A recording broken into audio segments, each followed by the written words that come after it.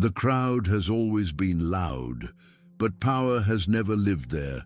Power lives where approval is no longer needed. From childhood, you were trained to seek permission, approval from parents, validation from friends, acceptance from strangers who don't even know you. But Stoicism teaches a brutal truth. The more you care what people think, the easier you are to control. Today, you'll learn why detachment from opinions isn't arrogance, it's self-mastery, and how the moment you stop caring, your power quietly returns. The hidden cost of caring what people think. Most people don't realize when they lost their power. It didn't happen in one dramatic moment. It happened quietly. It happened the first time you hesitated before speaking your truth. The first time you edited yourself to avoid judgment. The first time you felt the pull to explain, justify, or soften who you are just to be accepted. Caring what people think doesn't feel like weakness at first. It feels like awareness, politeness, social intelligence. But slowly it becomes a leash. You start measuring your worth by reactions, likes, approval, silence, tone, and without noticing, your decisions stop being guided by values and start being guided by fear of perception. The Stoics warned about this long before social media, before public opinion became currency. They understood a brutal truth. The moment your self-worth depends on external approval, you hand over control of your inner world. Now, other people's moods decide your confidence, their opinions decide your direction, their approval decides whether you feel at peace or anxious. And here's the most dangerous part. The people whose opinions you fear most are rarely the people living lives you actually want. You begin shrinking, not physically, but internally. You avoid conflict even when silence costs you respect. You tolerate behavior you shouldn't. You compromise standards you once promised yourself you'd never abandon, not because you're weak, but because you were trained to believe acceptance equals safety. Stoicism dismantles that illusion. It teaches this instead. If your peace depends on how others see you, you will never be free. And this is where the shift begins, because the moment you see the cost, the anxiety, the overthinking, the self-censorship, the constant adjustment, you realize something powerful. You weren't born insecure, you were conditioned, and anything that was learned can be unlearned. Why approval? Seeking makes you easy to control. When you care too much about what people think, you don't just lose confidence, you become predictable. And predictable people are easy to control. Think about it. Anyone who knows what embarrasses you, what triggers your fear of rejection, what makes you seek validation, can subtly steer your behavior without ever giving an order. They don't need to threaten you, they just raise an eyebrow, go quiet, withhold approval, and suddenly you adjust. You explain yourself, you soften your stance, you retreat from your own truth. This is not coincidence, this is psychology. The Stoics understood that external approval is leverage. The moment you need it, someone else can use it against you, consciously or unconsciously. That's why people who seek validation often end up over-apologizing, over-explaining, accepting disrespect, staying silent when boundaries are crossed. Not because they lack intelligence, but because their nervous system associates disapproval with danger. Your body reacts before your mind does. A tone shift triggers anxiety. A critical look tightens your chest. A dismissive comment hijacks your thoughts for hours. And here's the uncomfortable truth. People don't respect those they can emotionally steer. They may like you, they may compliment you, they may keep you close, but they won't respect you, because respect is reserved for people who are internally anchored, not emotionally dependent. Stoicism draws a hard line here. It teaches that your emotional independence is your first form of power. When you stop needing approval, criticism loses its sting, silence loses its threat, judgment loses its authority. You become unreadable, and unreadable people cannot be controlled. That's when the dynamic shifts. The same people who once felt comfortable questioning you start watching their tone. Their jokes soften, their behavior recalibrates. Not because you argued, not because you demanded respect, but because you stopped negotiating your worth. And this is where most people misunderstand Stoicism. It's not about becoming cold. It's not about not caring at all. It's about caring selectively, caring about your values more than opinions, caring about self-respect more than social comfort, caring about inner alignment more than external applause. That's when power returns. The moment you stop explaining yourself. One of the clearest signs that you still care too much about what people think is the habit of over-explaining. You feel it the moment you say no and immediately rush to soften it. You justify, you add context, you reassure them you're not a bad person, not because you are wrong, but because you're afraid of being misunderstood. Stoicism exposes a hard truth here.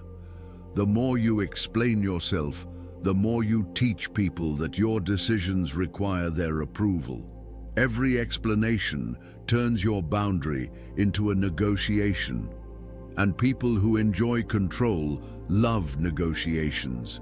They push, they question, they challenge your reasons, not because they need clarity, but because they're testing how firm you are. A Stoic understands this.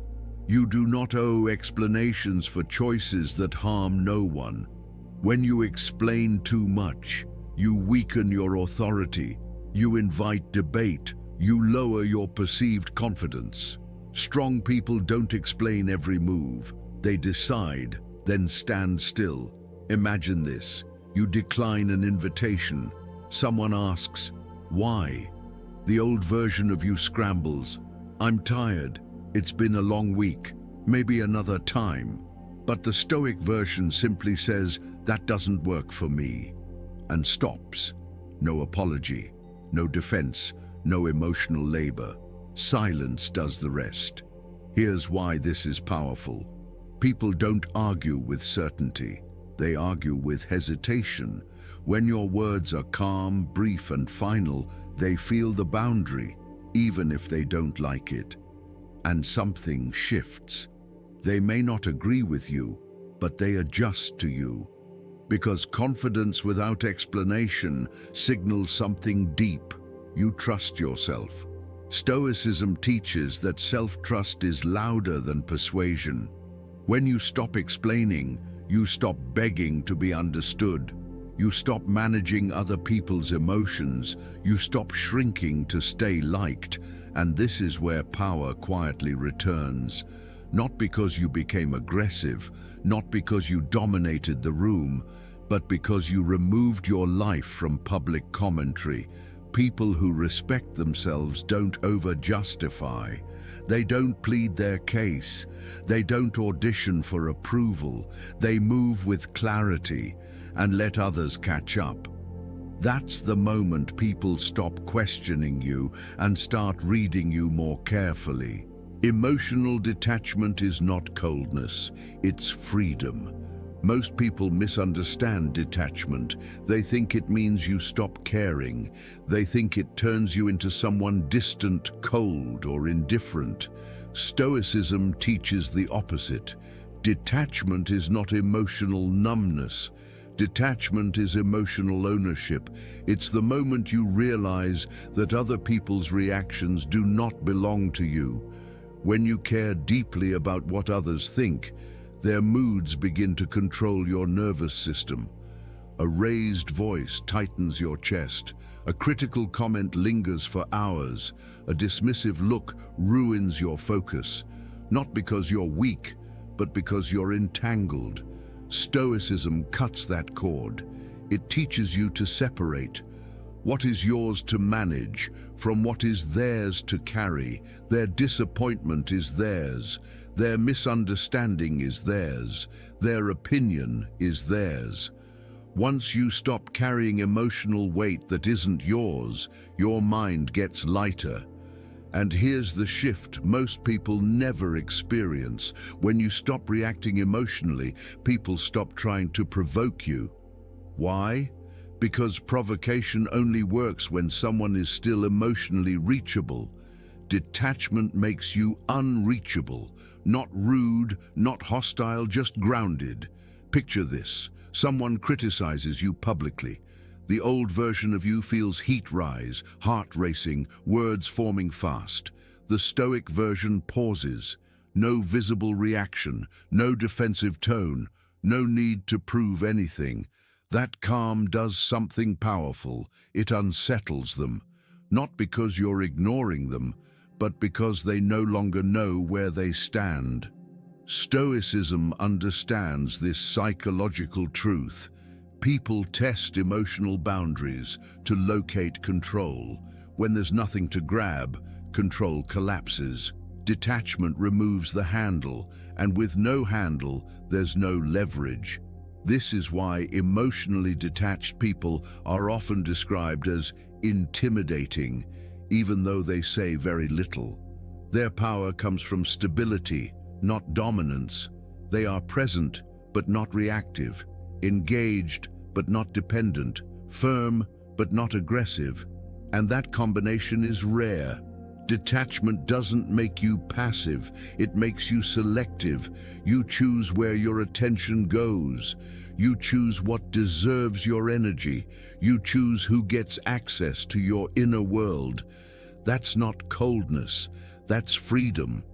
And once you taste that freedom, you'll never again let someone else's opinion determine your emotional state. Your presence becomes stronger than your words. When you stop caring what people think, something subtle but powerful happens. You stop trying to perform. No more explaining yourself into acceptance. No more adjusting your tone to avoid judgment. No more shrinking to fit the room. And in that silence, your presence grows. Most people communicate insecurity without saying a word. They fidget, they rush their speech, they oversmile, they lean forward seeking approval. A Stoic does the opposite. They move slower, they speak less, they hold their posture. And because of that, people listen differently. Here's the truth most never realize. People don't respond to words first, they respond to energy. When your energy is steady, your words land heavier. You don't need to raise your voice. You don't need to dominate conversations. You don't need to convince. Your calm does the work for you. Picture two people saying the same sentence. One speaks fast, anxious, eager to be accepted. The other speaks calmly, unhurried, unconcerned with approval. Same words, different impact. One sounds unsure, the other sounds final. Stoicism teaches that stillness amplifies authority. When you stop caring how you're perceived, you stop chasing reactions, you stop filling silence, you stop competing for attention. And ironically, attention comes to you. People begin watching instead of interrupting, listening instead of challenging, respecting instead of testing, not because you demanded it, but because you no longer needed it. This is why truly confident people often speak last. They're comfortable letting others talk. They don't rush to prove intelligence. They don't fear being overlooked, because they trust their presence will be felt, and it is. Your presence becomes heavier when it's no longer diluted by self-doubt. When you enter a room without the need to impress, you bring clarity with you, and clarity is magnetic. That's the moment power returns, quietly, effortlessly, without announcement. You become unavailable to judgment. This is the final shift. The moment you stop caring what people think, you don't just gain confidence, you become unavailable. Unavailable to judgment, unavailable to manipulation, unavailable to emotional hooks. And this is where real power lives. Before, opinions could move you, a look, a comment, a rumor. Now, they bounce, not because you hardened your heart, but because you anchored your identity. Stoicism teaches that your worth is not crowdsourced. When you stop seeking validation, criticism loses authority. People may still judge you, but their judgment no longer enters your system. And something interesting happens. The same people who once felt free to comment, correct, or criticize begin to hesitate. They sense it, not consciously, instinctively, because judgment only works when the other person is still emotionally reachable. You're not. You don't flinch. You don't correct the record. You don't rush to explain. You let opinions exist without engaging them. That silence is not weakness, it's sovereignty. This is why emotionally independent people feel intimidating. They don't defend, they don't attack, they don't perform, they simply exist without permission. And that creates psychological pressure. People start watching their tone, their jokes soften, their behavior adjusts. Not because you demanded respect, but because your detachment demanded it for you. Stoicism calls this inner citadel, a place inside you that external noise cannot penetrate. Once you build it, no one can take it away. And here's the final truth. When you stop caring what people think, you don't lose connection, you lose control being exercised over you. The people meant to stay will respect you more. The ones who thrived on your self-doubt will fall away. And you won't chase either outcome because you no longer need permission to be who you are. That's when power returns, quietly, completely, permanently. The silent aftermath, where your power fully returns. After you stop caring what people think, there's a phase no one talks about. Silence, not loneliness, not emptiness, recalibration. People don't respond to you the same way anymore. Some pull back, some become more careful, some suddenly respect you in ways they never did before. And here's the truth most miss. You didn't change who you are. You changed what you no longer need. When you stopped seeking approval, the entire dynamic shifted. You no longer leaned, so no one could lean on you. You no longer explained, so no one could interrogate you. You no longer reacted, so no one could provoke you. That creates a vacuum, and vacuums reveal truth. Those who valued you only for compliance feel uncomfortable. Those who respected you quietly feel closer. Those who fed on your self-doubt lose access. Stoicism teaches us this is not loss, it's clarity. You begin to see who stays when you stop performing, who listens when you stop overspeaking, who respects you when you stop chasing it. And then the deepest shift happens. You stop monitoring reactions altogether. You no longer scan faces. You stop replaying conversations. You stop asking, did I come across the right way? Your attention comes home. And when your attention returns to you, your life accelerates. Your decisions become cleaner. Your energy stops leaking. Your confidence becomes quiet, grounded, undeniable. This is where real power lives. not in dominance, not in approval, but in alignment. You don't become louder, you become clearer. You don't chase belonging, you filter it.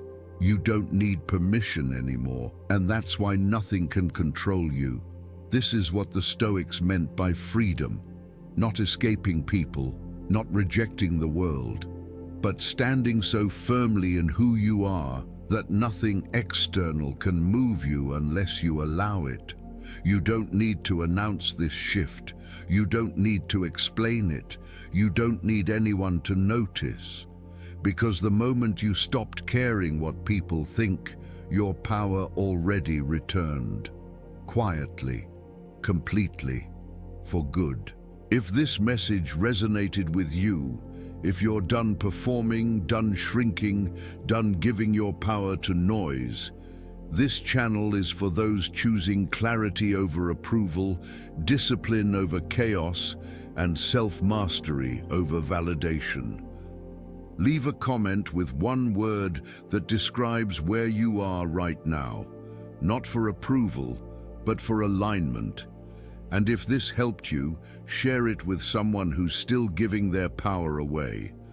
Until next time, stay grounded, stay disciplined, and let your calm speak for you.